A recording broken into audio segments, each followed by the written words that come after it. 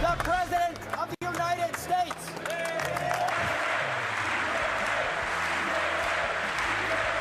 It's the people who are making America great again. I think this speech really made people feel optimistic that hadn't felt so recently. Unemployment claims have hit a 45-year low. Democrats could not get up out of their seat. It was an absolute, total embarrassment. Americans are dreamers too. Democrats are so idiotically out of touch with reality that the idea of describing all of us collectively as dreamers is offensive to them. Let's come together, set politics aside, and finally get the job done. This was exactly what the president needed to do. He's the greatest game-time player we've ever seen in politics.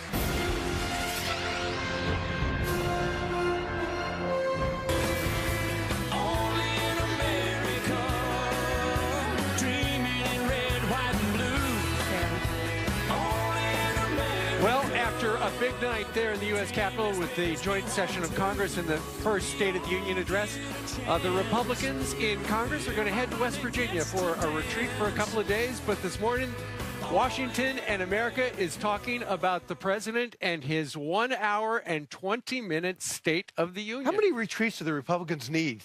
I mean, they can't they just get a conference room? They're going to all traveling, meeting, meditating. They got to leave town. They got to figure out the path forward. Right. They got to figure out what to do about immigration and.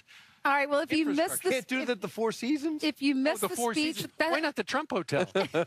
Sold out. Oh my gosh, goodness, guys. Well, if you missed the speech last night, we have a little montage for you. It was really about winning. He mentioned America 82 times. Listen. Let's begin tonight by recognizing that the state of our union is strong because our people are strong. We have created 2.4 million new jobs. Unemployment claims have hit a 45-year low. African American unemployment stands at the lowest rate ever recorded.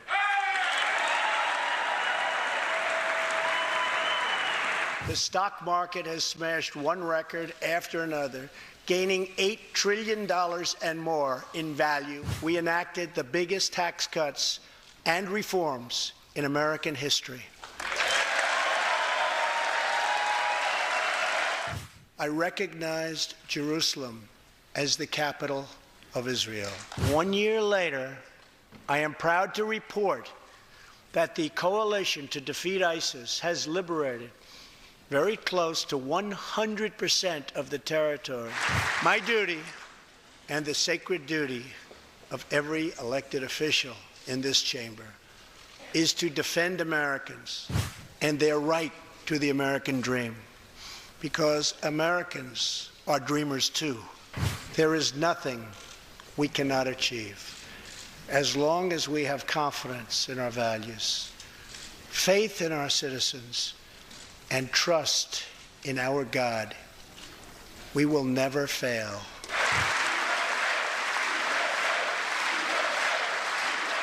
U.S. And they close with a flourish. And Eric Trump, who was in the building at the time with the families at the time, joins us. He's executive vice president of the Donald Trump Organization. And according to reports, you are the son of Donald Trump, the president of the United States. The last I checked.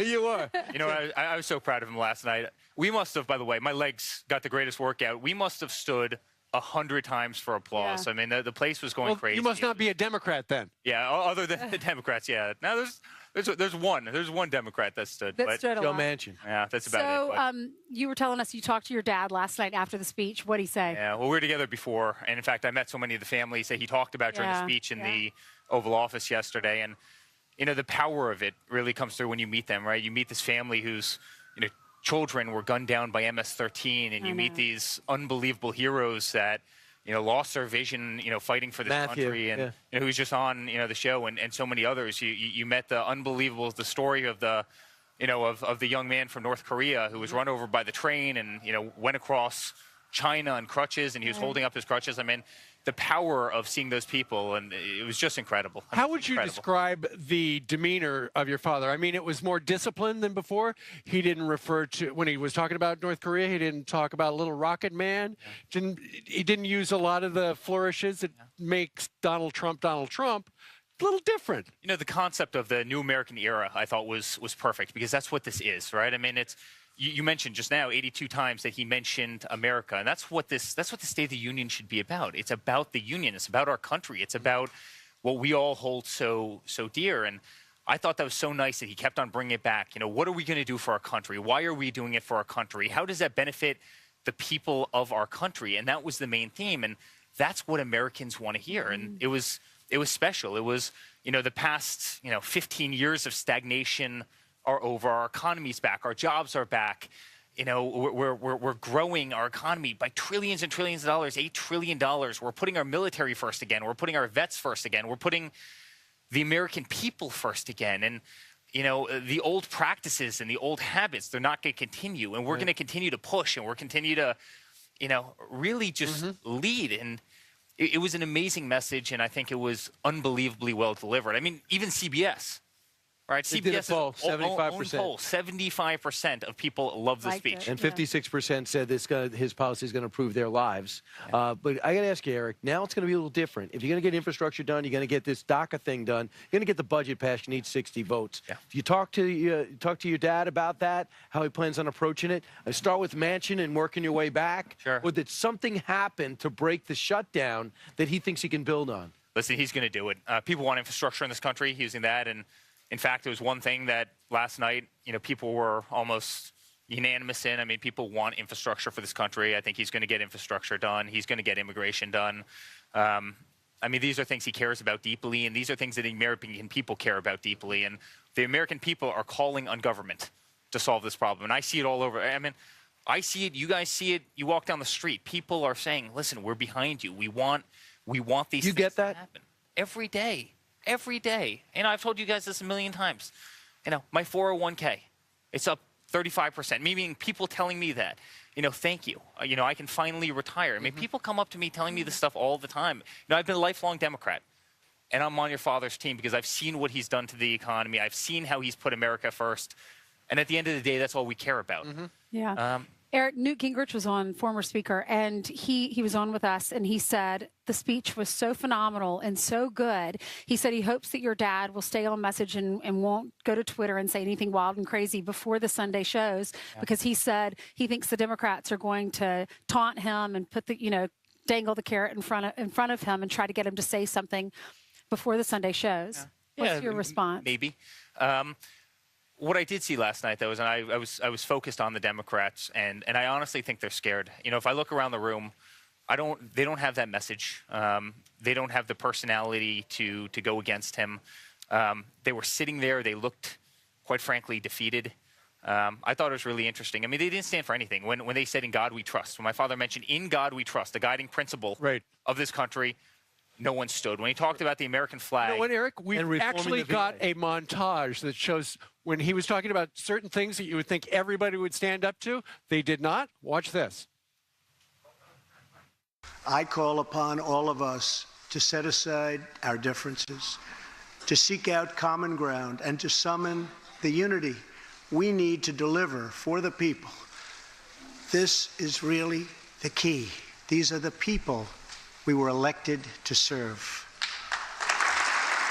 Hispanic American unemployment has also reached the lowest levels in history. Preston's reverence for those who have served our nation reminds us of why we salute our flag and why we proudly stand for the national anthem. In America, we know that faith and family, not government and bureaucracy, are the center of American life. The motto is, "In God we trust."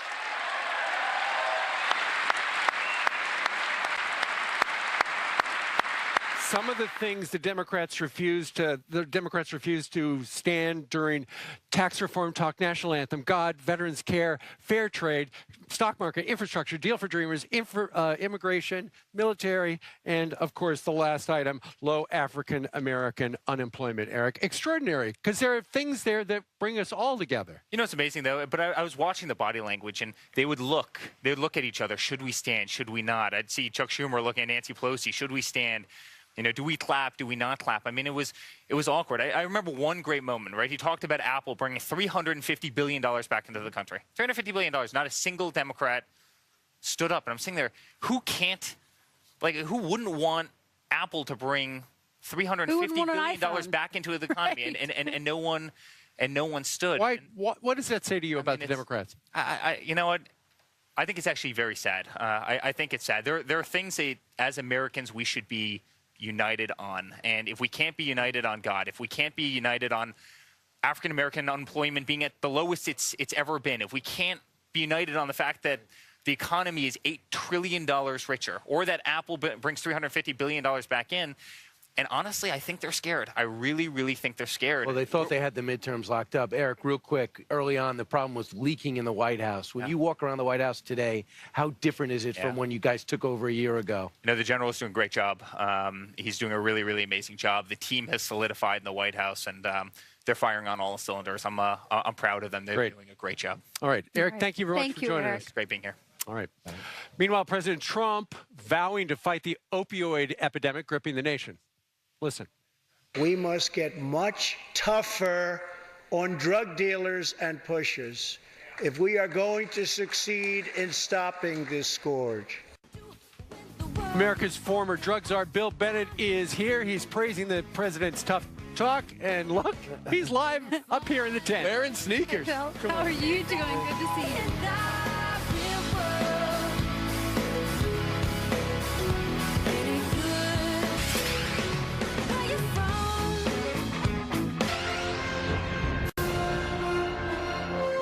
2016, we lost 64,000 Americans to drug overdoses, 174 deaths per day, 7 per hour.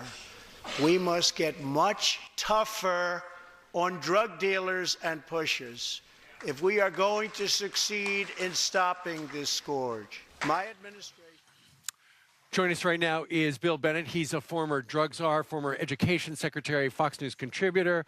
Bill, what did you think of the president last night directly talking about the opioid crisis? Well, as in general, strong, very strong. We'd heard talk in the green room about this was going to be a kind of softer version of Trump, compassionate conservative. This was Trump strong. This was very, very strong. And I like the part on the opioids. He started by talking about getting this stuff off the street. And when we made progress against cocaine and crack back in the 80s, it's by going after the dealers, just as he said. So he made a good speech on it. It was good remarks last night. We got to get a plan. What else really stood out to you as well? Well, I think just that here I stand. You know, when a guy leads into immigration by talking about MS-13, that tells you he's serious. He means business. No sort of sloppy sentimentality. I was very comforted by it. This was the Donald Trump I voted for. But you know why? Because people want to say, if you want the border wall, you don't like Hispanics. So when he says, no, I don't like illegal drugs, and I don't like MS-13. But some of the headlines around the country, the New York Times, Trump can sell an improved economy, but not himself. The Washington Post, a call for unity amid a backdrop of controversy and division. The LA Times, this is the worst. That was dispiriting. Let's make Trump's State of the Union address the last of its kind. Well, let's see what the people say. What I heard early this morning on your show was that the independents were very strong for the president's speech. That's where I think one of you said elections are decided right there. And I think for people who have only heard about Trump, remember, not all of us watch all 3 hours of Fox and Friends, right? People are just, just my mom. Yeah, just you and your mom. People say, well, this Trump, he says this, he said bad, he's a bad attitude, bad actor. They saw a guy last night who puts the country first, who puts them first. And I think I think his opinion polls are going up. By the way, I don't believe the opinion polls when you translate it into voting. I think if you translate it into voting, I think he still wins. Well, we don't know about the demographics of the voter, but we know the demographics in that building back there. It is super polarized. You are a student of history. We've been at super loggerheads before. How does this resolve itself? Because stuff's got to get done. Yeah, it may not resolve itself. But notice he's getting stuff done. He's getting stuff done because he has a majority. He's got to keep the majority. You got to get a very active political campaign apparatus going now about the fall. I don't think it's inevitable that the Democrats take back the House.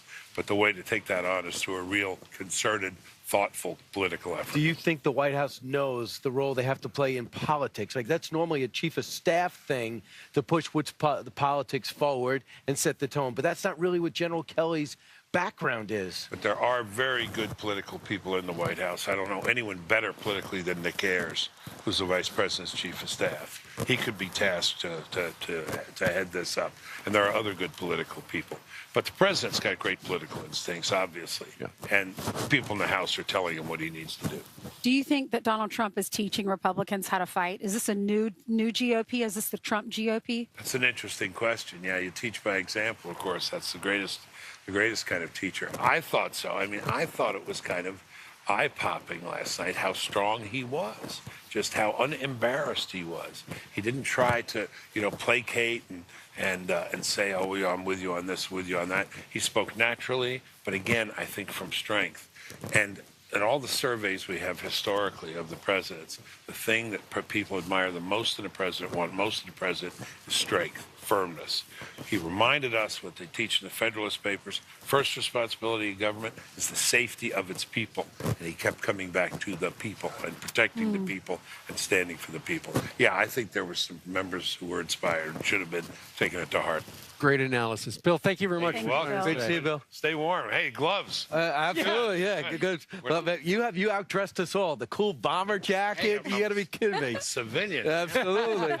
That's right. At ease. Yeah, we're all made men. That's so. Right. All right. Meanwhile, still to come, Michelle Malkin plus two of the president's biggest fans, Diamond and Silk. They are both here for a change together. Which one is Michelle? All right, ladies. No place I'd rather be. No, no, no, no, no. No place I'd rather be. No, no, no, no, no. No place. We're staked up. Good Wednesday morning to you. We'll have more on the State of the Union live from Washington in just a few moments. But first, some other stories making headlines this morning. Vice President Mike Pence is heading to West Virginia today to talk economic progress and tax reform. Along with U.S. Secretary of Commerce Wilbur Ross, they will visit a local trucking business in White Sulphur Springs before addressing lawmakers at the Republican congressional retreat. And Hillary Clinton explaining her decision not to fire a campaign aide accused of sexual harassment 10 years ago. The failed presidential candidate publishing a statement on Facebook minutes before the State of the Union. Clinton explaining that at the time, she didn't think firing Bernd Strider was the best solution to the problem. She stops short of apologizing, but says she wouldn't make the same decision again. Now back to DC.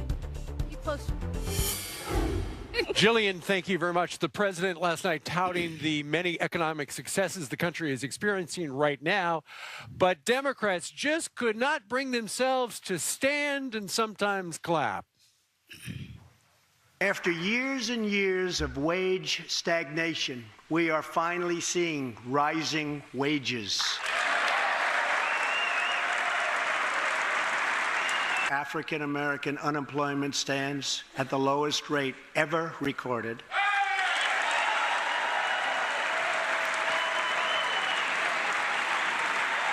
And Hispanic American unemployment has also reached the lowest levels in history.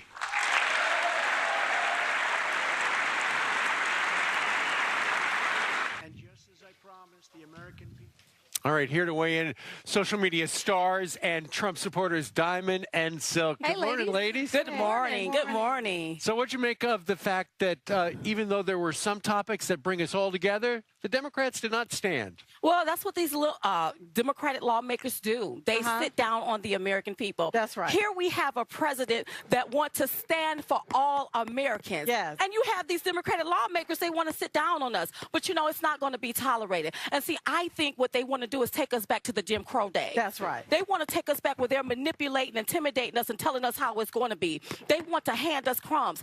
It's reminding me of that president that said, we're going to give you enough to keep you quiet, but not enough to make a difference. It's time for a president to stand up and make a difference. That's what President Donald Trump is doing. And it's either the Democrats can stand up or we can do like we're trying to grant a path to citizenship. We need to grant them a path to retirement. It's time to retire some of these Democratic lawmakers. The Congressional Black Caucus sat the whole entire time. Well, see, these people are in they back in the 60s. That's right. This is 2018. We are in a new era, a new America. This man is truly making America great again. Why wouldn't you be happy with us having more money in our pockets? See, they want to hand you crumbs. We can no longer vote for a system that's handing us crumbs anymore. We need to vote for a businessman that wants to make this place great again. And I don't see how the Democrats are going to get in it. How are they going to win it in 2018 and how are they going to win it in 2020? And if you really look at it, the Democrats is acting just like their party symbol, and I'm not talking about a donkey. What else does the African American community want from President Trump? What else can he do besides unemployment? He's doing everything. Right. The unemployment rate is low. He's about to do something with this prison system to change that. See, this is what the Democrats wanted. That's right. Obama didn't give you this. Why wasn't they sitting down on Obama? He wouldn't even reform the justice system until the very end, until people started calling him out. But now the first year in office, you have this president that wants to do amazing things for all Americans. You're right that no one really brought that up, but he did say justice reform. Absolutely. And that was a surprise to so many people. That's something bipartisan, I thought. Yes. It was supposed to be. It's supposed to be. But you have these Democrats. See, these old heads, they got to go. Listen, I want everyone to wake up. Wake up. Heads? When I say the old heads, and I don't mean you literally being old, I'm talking the ones that sit on the system, the ones that's working for their own greed and not the need of people. The one that's sitting up in a $4.6 million mansion on a $174,000 salary and choose to boycott the State of the Union and not be there to represent the people. That's right. I'm talking about those people. Vote them out. It's time for us to pay attention, not just stay woke. Pay attention to what's going on. The movers, the players, the shakers, and the fakers. Pay attention to them. We got to get them up out of there. Diamond and Silk, what did you make of the fact that the President of the United States not only talked about the State of the Union, which was stronger, but he also brought out so many Americans and introduced us to their personal stories, how they make a difference? See? That's what I'm talking about. Right. It's about the Americans and them achieving the American dreams. And the fact that you had everybody from every sort of economic background there, sitting there. Americans. Not illegal aliens, but Americans. This man is fighting for the American people. He wants to put the American people first. And by golly, we need to get behind him. I've never in my lifetime seen anything like this. I am so happy and proud to be an American. And seeing more Democrats like yourselves. Did you used to be Democrats? We used to be Democrats because we were conditioned to vote that way.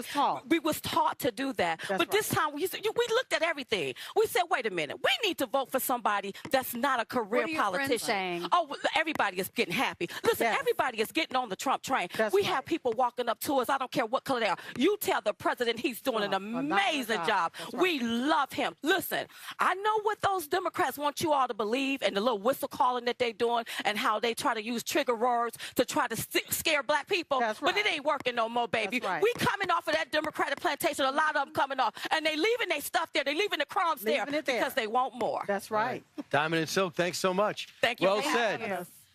All right. Both. That's great. Great personalities. You can coordinate. I like the purple and the black. Thank you so much. Thank you, ladies. Thank you. All right, coming up, President Trump laying out the 4 pillars of immigration for his plan last night. What does Senator Marco Rubio think about that? Well, we're going to ask him because he's going to show up shortly. And plus, Michelle Malkin is finally back here live. She's in the cold. She's coming in for the pseudo-warmth.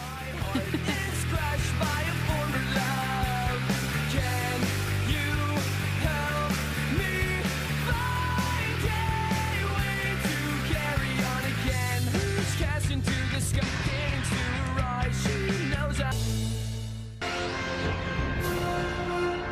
Tonight, I am extending an open hand to work with members of both parties, Democrats and Republicans, to protect our citizens of every background, color, religion, and creed. My duty and the sacred duty of every elected official in this chamber is to defend Americans, to protect their safety, their families, their communities, and their right to the American dream. Because Americans are dreamers too. And that was one of the impactful lines from last night's hour and 15-minute speech by the president, his first State of the Union address. And just on a pure performance level, the tone was great, the confidence was strong, a lot could go wrong, and for the president, he pulled it off. But let's find out what Michelle Malkin thinks. She's a host of Michelle Malkin Investigates on CRTV, and we finally get to see you in person again. It's been a while. Welcome. Body and soul. So why was it important for you to be here? I think this was a consequential moment in the Trump administration, and I was here for the inauguration, and I wanted to be here, covered it for CRTV, but I felt moved. I was genuinely moved by afterwards, the speech during, and the whole thing. You know, I can't remember a State of the Union where I felt this emotional about the larger themes of good and evil and who our real enemies and friends are in the world and what matters. And to see the crocheting of all of these stories and narratives of the guests that were brought by the president and first lady, I thought it was masterful. And I pinpointed that moment where he said, Americans are dreamers too. And I think it was not only a soaring moment of rhetoric, but it was brilliant political jujitsu, because we have been told time and time again, not just during this administration and the last presidential campaign, but over the last 8, 10, 20, 25 years, that dreamers are Americans. And there's been this sabotage of American citizenship and the importance of a unifying theme of all of the people that are in this country. And people are tired of being mocked, derided, and attacked. And so it was the left and the media and all those dour faces. I said, I haven't seen so many stone faces in an audience since Easter Island or Angkor Wat than I did last night. Well, the president, when he mentioned that, there were a number of dreamers in attendance because a number of Democrat congresspeople had invited them as their honored guests. And so they were there to hear the president talk about immigration. Now, one of the things, I know you're for ending the visa lottery, the chain migration problem. I was talking about it before people even knew it existed. And then when I described that we have a diversity visa lottery, they couldn't believe that this was actually real. But one of the components is the president has suggested 1.8 million people in this country illegally. Essentially, that is what you would call amnesty. So as you grit your teeth, tell me what you think about it. Look, amnesty begets amnesty. And we've had more than a dozen of them since 1986. And the idea of putting amnesty before enforcement is a losing proposition. What if you but I understand simultaneously? I understand the gambit here. You know, we've talked a lot about 4D chess I've been hearing about. I can't even play 1D chess, but I can wrap my head around it. I just want to make very clear, though, that the enforcement and the funding for a border wall has to be non-negotiable. And that's what I heard, and that's what I'm taking away from it. But we only get one result. It's got to be paid up front, and it's got to be put away so no Democratic House can't take it back. Well, we only get one result when we offer amnesty with regard to any kind of criminal law breaking, and that's more criminal law Michelle, breaking. what was trending was the Gitmo. He said signing executive order to keep Gitmo open. DACA, that was really trending. The Americans are dreamers too. And when you really think about that, what is your dream? Like, what is the American dream? Well, I think it's what knits together all of the stories that we saw last night to make an impact in the world, to lead meaningful, productive lives, and to be able to secure a legacy for our children and our grandchildren. And how can you accuse, as so many of these addled Beltway anti-Trumpists did, our president of being the divisive one when he brought together Ji Sung Ho defiantly, joyously, waving his crutches and such a symbol of freedom. And then the parents of Otto Warmbier, or the parents of Nisa and Kayla Cuevas, who were murdered by MS-13 members. Sure. You know, if this were a Democratic president and these guests, every single one of their names would be written in and ingrained in the public mind and sphere, and yet they're whitewashed time and again. And I think it was that seizing of the narrative and telling stories that the mainstream media would rather cover up that I appreciate so Lastly, much. a prediction a year from now, where we're going to be on infrastructure, immigration, election.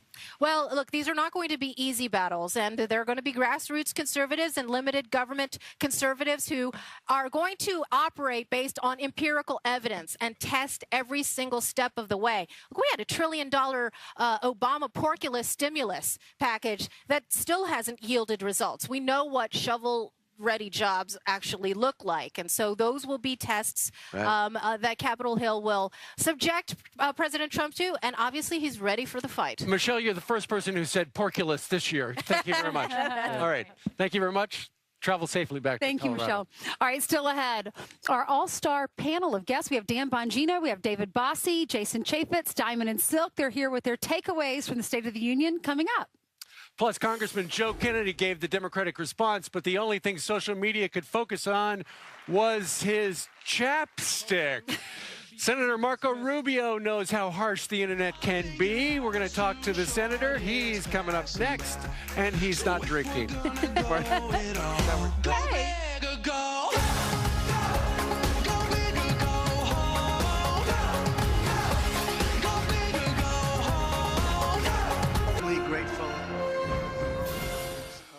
President Trump pushing for a safer America, extending an open hand to Democrats on immigration reform.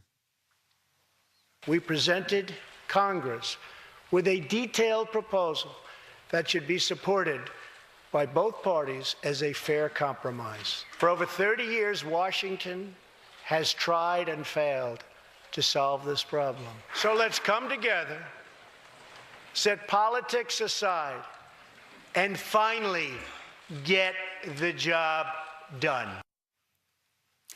Our next guest was inside the room as the president was laying out his immigration framework. GOP Senator Marco Rubio joins us now to react. Good morning to you, Senator. Thanks for being here. Yeah, it is, if you don't like the hot. Beautiful. Yeah, don't do it every day, though. Right. What is your reaction, especially to his immigration plan?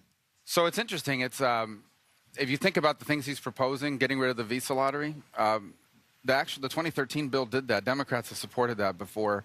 Limiting family migration to the nuclear family, Democrats supported that in 2013. Everybody talks about the Gang of Eight bill. That was in the Gang of Eight bill. So why aren't they supporting it now? Well, I think part of it is because it's Donald Trump, obviously, and part of it is because their base is demanding it, that they can't give on anything. They didn't want a clean DREAM Act, which is not a reasonable proposal. And by the way, neither is just do border only in the sense that getting it passed. I think we need to do border, and that should be our priority, because we should be doing that no matter how many illegal immigrants are in America or not in America. That's a fundamental obligation of the federal government. So I support all four of those pillars, but I think we have to have a plan B in case it has to be something more limited, like border security, and then something like codifying DACA, but maybe not path to citizenship. You know, we can debate that part, but we have to have a plan B, even as they pursue plan A. Well, you know, when the president says 1.8 million, so he thinks it's roughly the number of people he had brought as young kids, who are now young adults in many cases, through no fault of their own. So he says, for a lot of conservatives, that's a no-go. Yeah, well, and they're angry. Understand 1.8 is more than what Obama did under DACA. You know, under DACA, about 670,000 people signed up for it. This is actually opening it up, not just for people that applied, but for people that didn't apply. So it goes beyond anything Obama did, and apparently that is not enough for some of the people on the Democratic Party. And it just shows you how difficult this issue is to make progress. And you're right. Look, there's a number of my colleagues that are against pathway to citizenship. They're fine with potential legalization, but not pathway.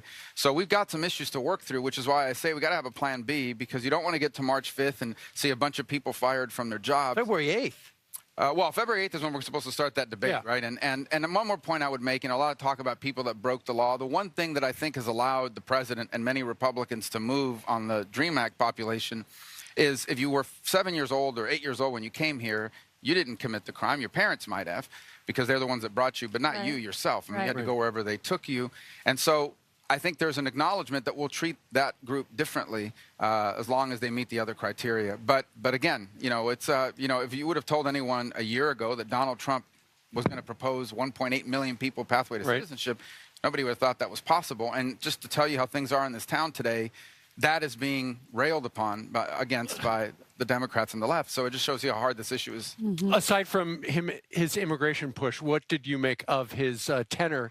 It was very disciplined for Donald Trump, his speech before the joint session. Yeah, you know, I think I've seen a number of his speeches, obviously, having campaigned against them, and then obviously throughout the elections and into his first year of presidency. I thought it's probably the best speech he gave in terms of creating a concise vision forward for the year to come. You leave that knowing that what he wants to do this year, he wants to take on drug dealers. He wants to deal with immigration. He wants to do infrastructure. Justice reform. He mentioned that, and of course, he's in favor of paid family leave, which I think there's a way to do it, by the way, that's pro-business. That's not, there's a couple of ideas out there floating that to do it that way.